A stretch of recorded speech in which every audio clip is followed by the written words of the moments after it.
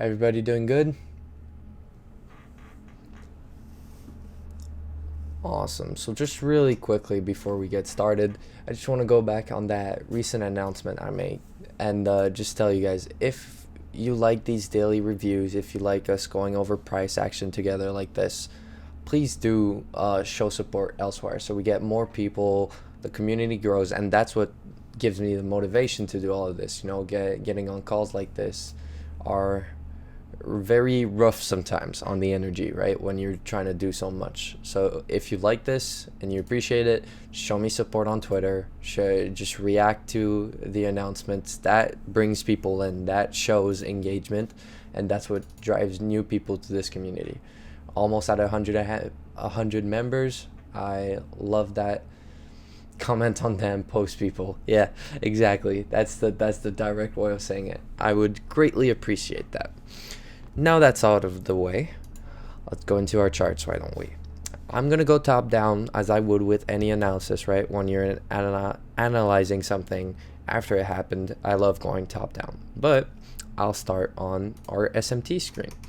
On a daily chart, as we can see, right? This is Thursday's daily candle, which has started due to settlement, I believe.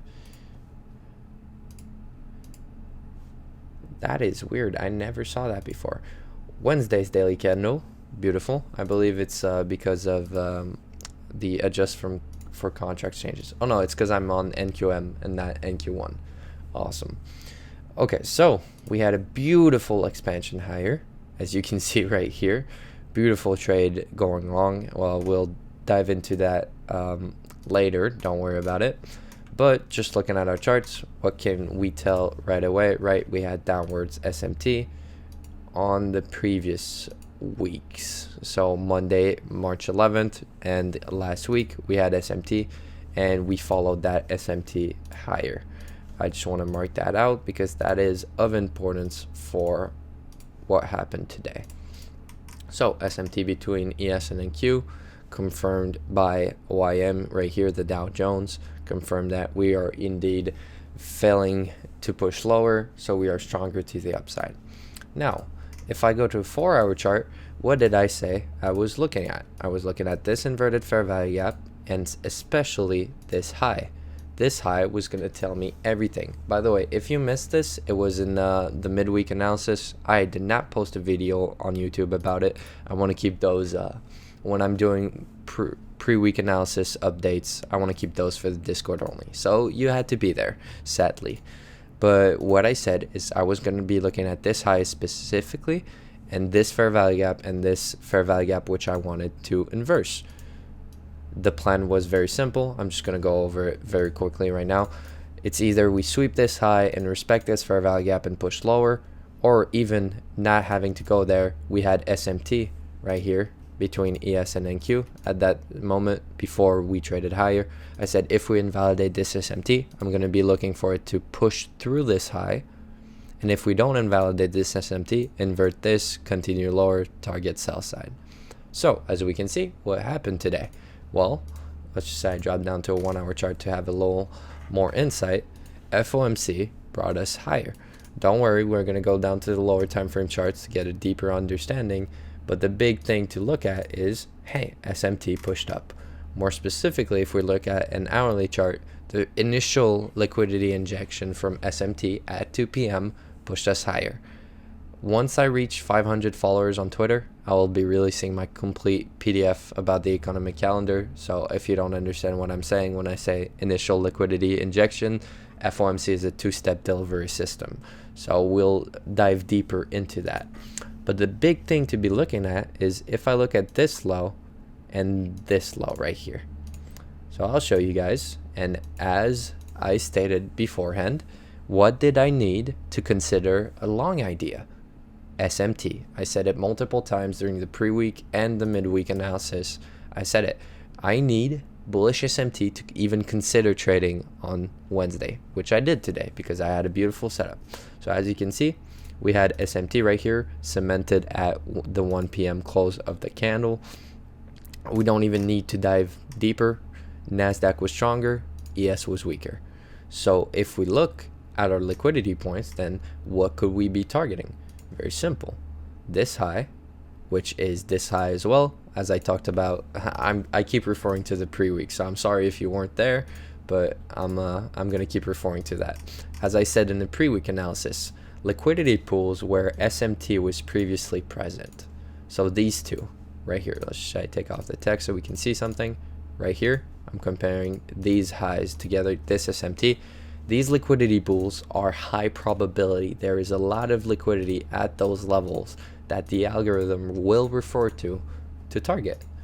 So as you can see right here, I was targeting this high on Nasdaq, and ES, I did not necessarily expect it to reach that point, but as you can tell, we were very close to that range with 20 handles, which is nothing special for ES. And then you had these highs right here to the left, which if I look at Nasdaq are these highs.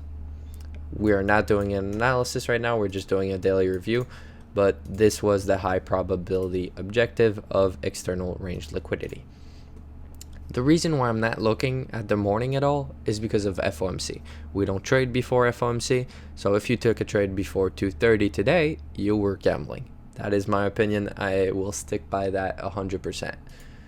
So if we dive deeper now into our charts, and I actually zoom out right here, you'll see that there was one big opportunity for me that I took. This is the trade I took. I explained it a little on Twitter. I'll dive a little bit deeper now. I'll actually remove these drawings just so we can get a deeper understanding. So 2 p.m. initial liquidity injection.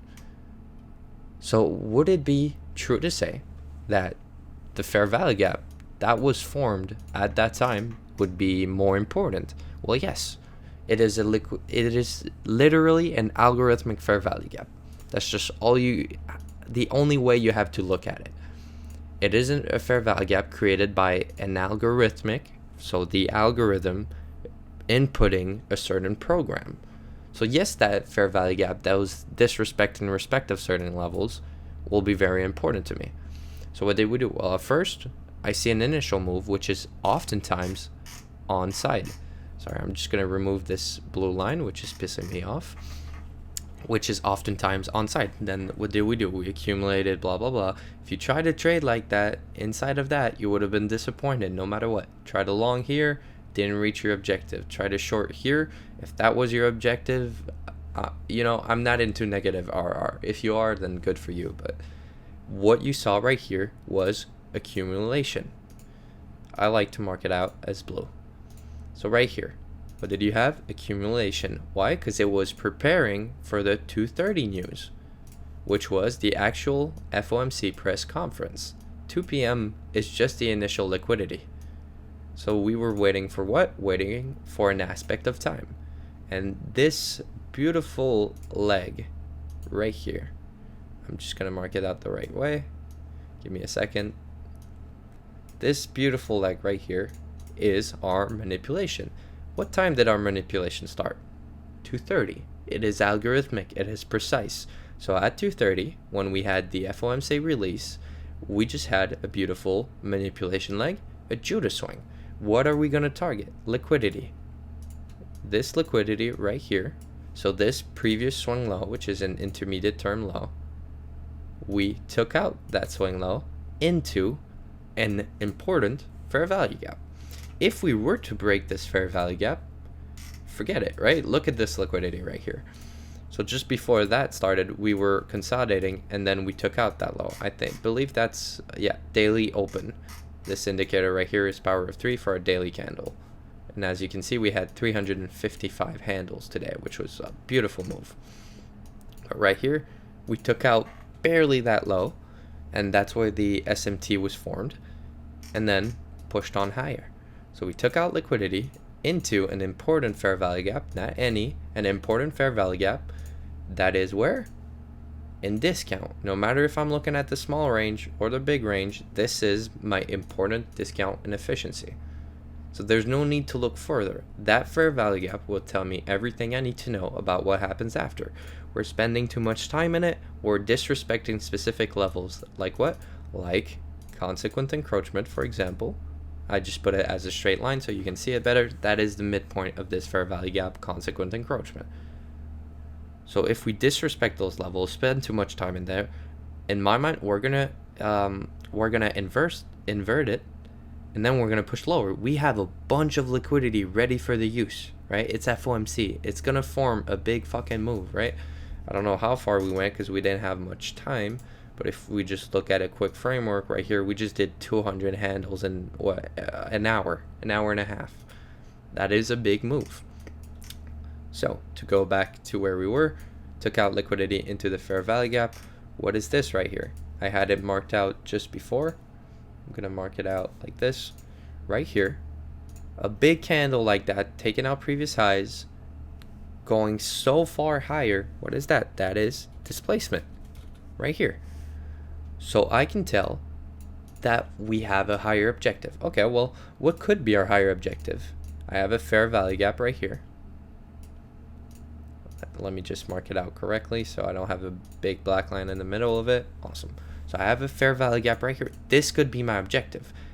If this gets invalidated, where is it going to go? Not to the order block, to the external range liquidity, as I teach you guys, because I see some students in here. So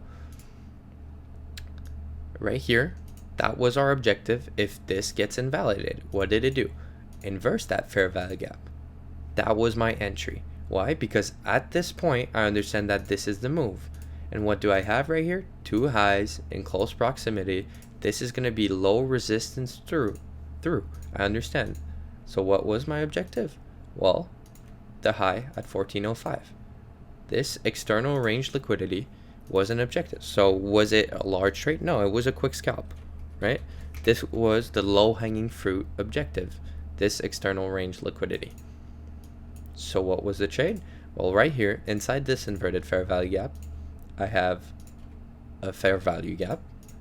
Let's just say I mark that out so it's easy to see. I'm basically redrawing what I drew today. If you want to go look, I have the image on my Twitter. So right here, this fair value gap was my entry. Why? Because at this point, I understand that price will go from this fair value gap to this high and then explode through that high. Because of this judo swing, I understand that it's going to push higher afterwards. Accumulation, manipulation, distribution.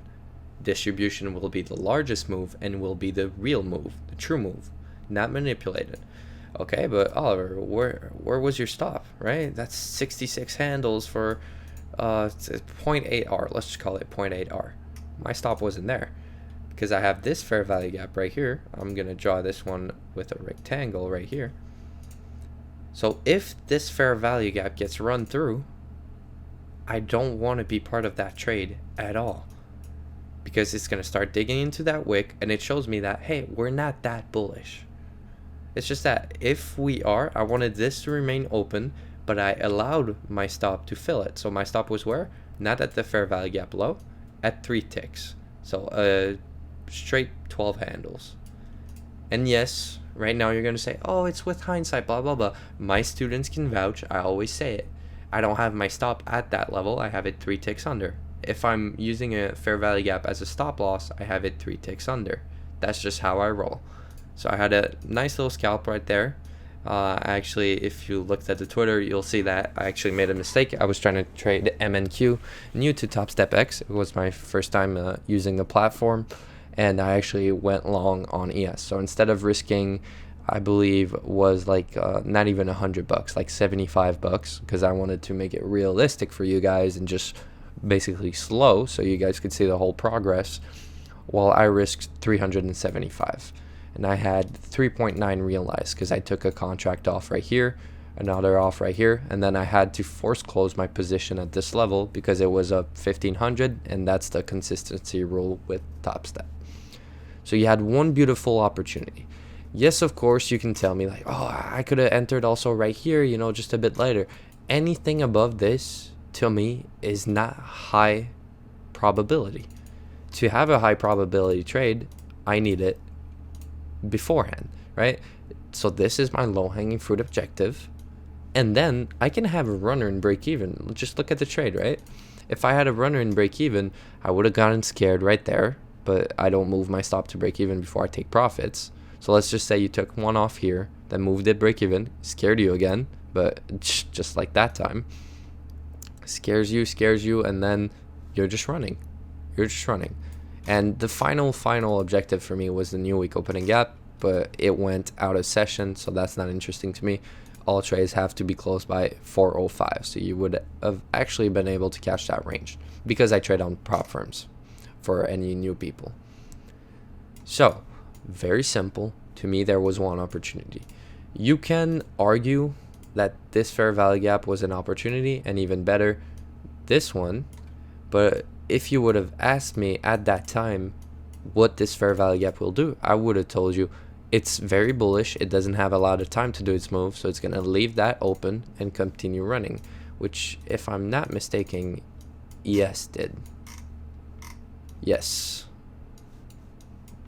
Right here, if I show it to you, ES left that gap as a breakaway. And never revisited, which shows that it is very bullish. It wants to go, right? Which it didn't do on NQ. But I wouldn't have considered anything like that. I would have had my stop. If you're wondering, I'm trying to be a little more transparent with how I trade and how I think, trying to bring you guys to a whole other level here. So my stop would have been here. So if I took profit right here and then I saw the run all the way here, I would have had a stop right here, which would have guaranteed almost 2R, I believe. Well, 2.5R from initial entry, which is specifically at this fair value gap. Not after, not before, as soon as it taps in. And then what did it do? Well, consolidated for a while, expanded aggressively, went back down. You know, it was pretty choppy, to be honest, especially if you look at the morning, right, before FOMC. So the first clean move you had was right there. And if you got the perfect entry right there, then good for you. But this inverted fair value gap coupled with the retracement into these fair value gaps, and that is not a concept I have taught, but here. This can be considered an immediate rebalance. An immediate rebalance, if you're not familiar with the concept, is when, just see it like that, a candle is about to print a fair value gap, but then rebalances it by retesting the price of the first candle, pretty much. So if I show you an example so you guys aren't confused, I would see, I'm looking for one. I'm gonna get there, guys, probably before this move. No, it's only printing fair value gaps. I hate that. Oh well, here I have a good example. No, it did not retrace to it, but see, you see what I mean. So if this retraced all the way up to this line, this is what we call an immediate rebalance. When both wicks align on the 3 candle pattern, immediate rebalance. After that candle closed, that's when I say, basically in my executions, I used to say I want speed. Now it's going to speed up. When you have an immediate rebalance, you got to think that there was a big imbalance in price, creating a lot of liquidity at that level, and it was immediately rebalanced, showing that the algorithm is in a rush to go where it's going. So if I have a bullish immediate rebalance, then I'm going to expect the next 2 candles, no matter the time frame you're at, the next 2 candles to expand aggressively in that direction. If it does not, it's either going to reverse or consolidate. That is a great tool to use on the daily time frame.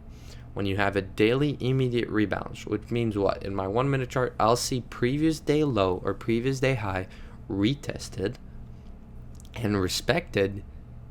Then I can use that to add confluence to my bias. Let's just say it like that, because it is not something that determines my bias, but it adds confluence.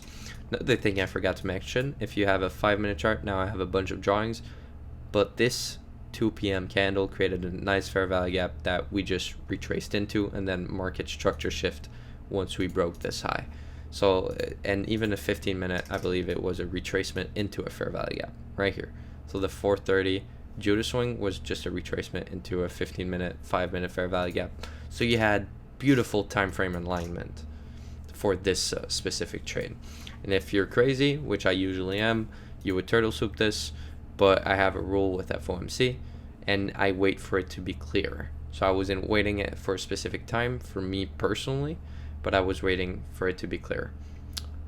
I forgot to go on that, but see right here, you don't have an immediate rebalance, but when a fair value gap is fully filled, that is also another type of rebalance, immediate rebalance. And as you can see, we also went exactly to the high of this candle, right? Filled perfectly that gap.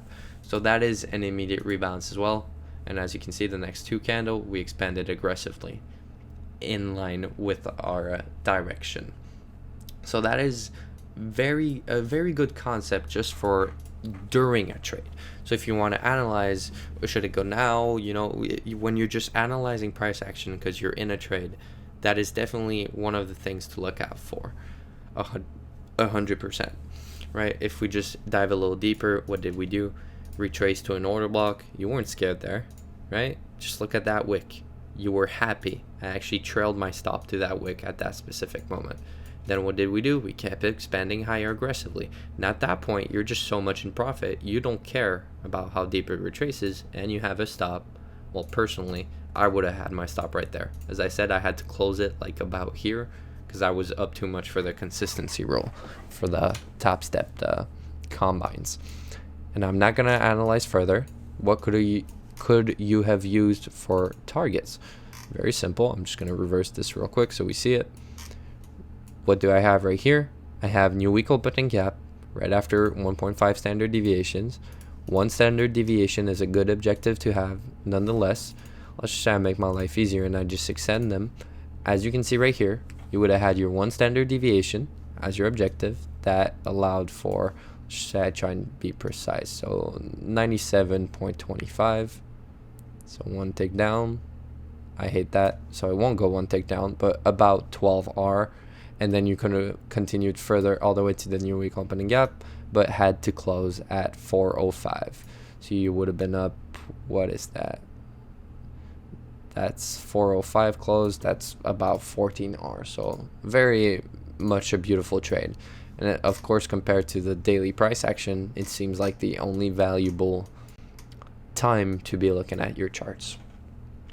Are there any questions? It's a very simple day because we don't have a lot of data to analyze for FOMC, which is why I took the initiative to be first official daily review, I guess. But it's definitely just the simplest price action because we're only looking at the last 2 hours of the markets, and more specifically the last hour and a half because you're not trading before FOMC. If you guys have any questions, especially maybe about the immediate rebalance I just introduced to some of you, it is the time. I'm looking at chat at the moment.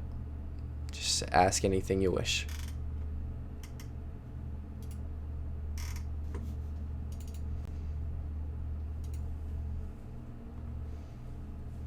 No questions at all.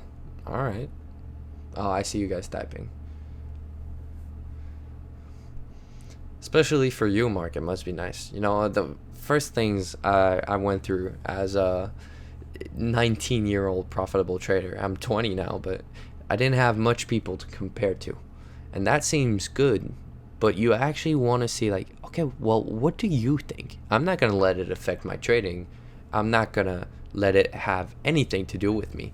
But I just want to know, right? How do you trade? And how do you see the markets? As you say, right? It's nice to be able to see with your eyes. Well, when I'm doing these things, you're seeing my analysis, my understanding, which is not necessarily better, but sometimes it differs. So it's, of course, I meant that I agree with you. It's awesome to see a different point of view here and there, and I'm glad to be doing those. And as I said, I want to keep doing those, but it's hard for me to get the motivation to be coding, then trading, then teaching, and then doing a daily market review while trying to grow everywhere. It's hard to do all that stuff. So, but when I see this community grow, I made it public early March and we're already close to 100 members. Like, I love to see that. And I even cleaned up the Discord. There were some few AFK people from some Frenchies from where I'm from, and I just cleaned it up and see, now here we are, moving a little further. Just to say I appreciate the support.